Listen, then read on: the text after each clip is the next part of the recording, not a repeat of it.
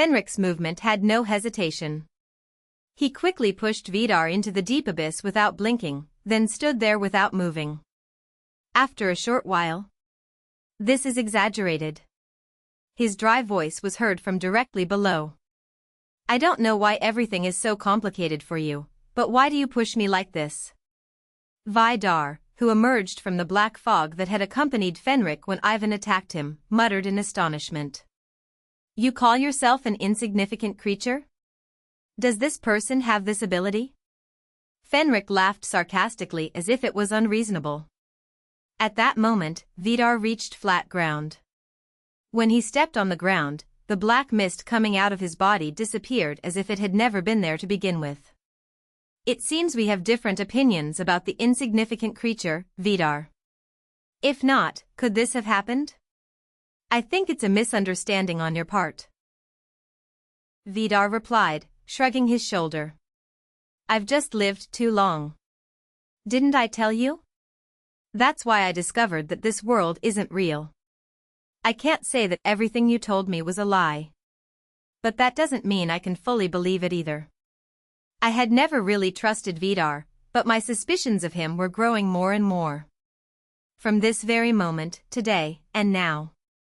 Anyway, I hope you realize that I've answered all your questions. If you think about it, I haven't avoided anything yet. Fenric didn't respond to that. He just looked at him with eyes shining in the darkness.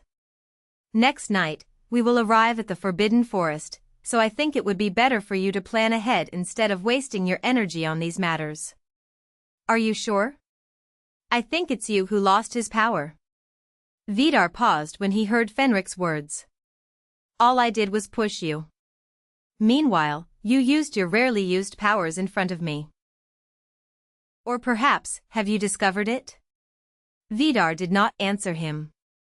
Instead, he smiled lightly, as if teasing Fenric, then tapped him on the shoulder as if to encourage him, and responded with a smiling tongue. "Watch out, Fenric." "From what?" In fact, people who openly reveal their desires like Dietrich or Ivan are easier to deal with than those who insist on upholding their principles under any circumstances. These are the most exhausting. Vidar continued speaking. "Do you think Dietrich sent you to the Forbidden Forest for no reason? With Jeffrey too?"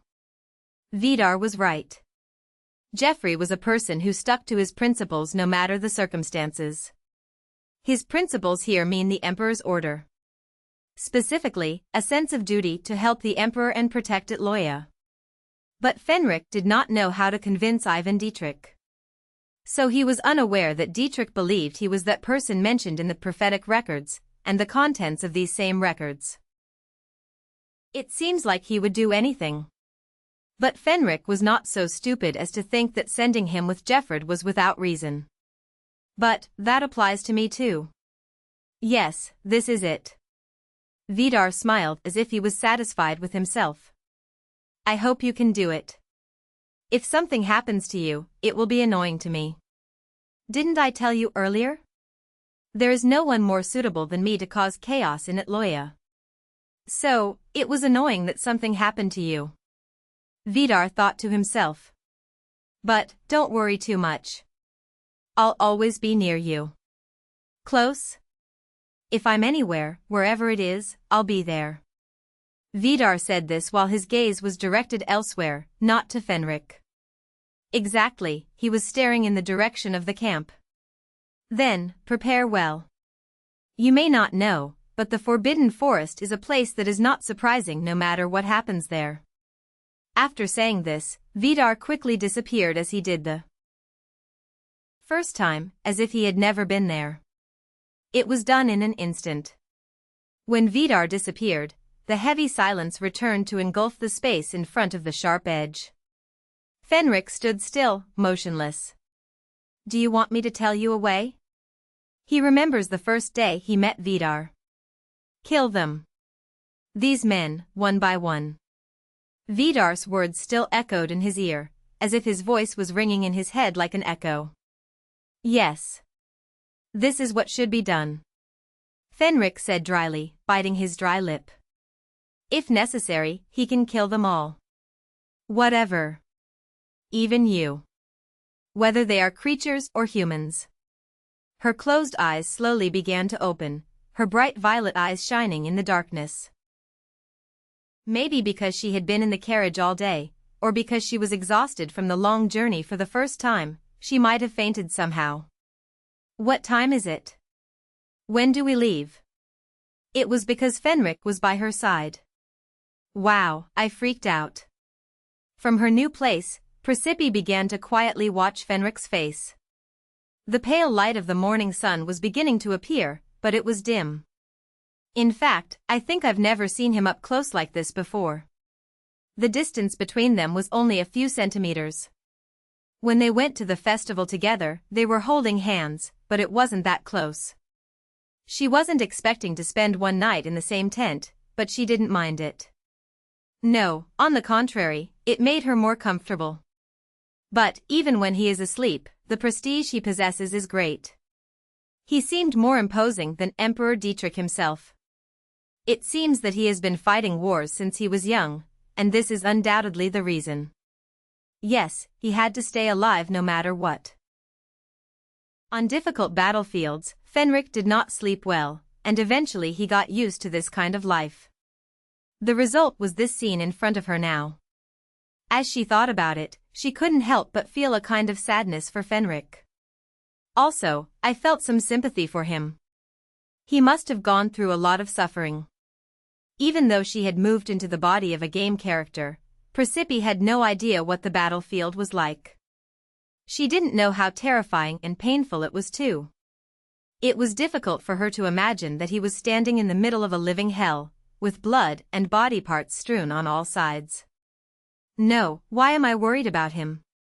Anyway, Fenric is living his life well. Things might look a little messy because of me, but he seems to be fine. Yes, what about me? As Precipice's consciousness returned, she smiled to herself incredulously. At that moment, Fenric spoke, opening his eyes. There seems to be something interesting going on. He looked at Presepe and said, smiling slightly. Not that. Did you wake up because of me? No, I was just closing my eyes. Fenric answered nonchalantly, as if he didn't care. But isn't that the most surprising thing? We still have another day to travel.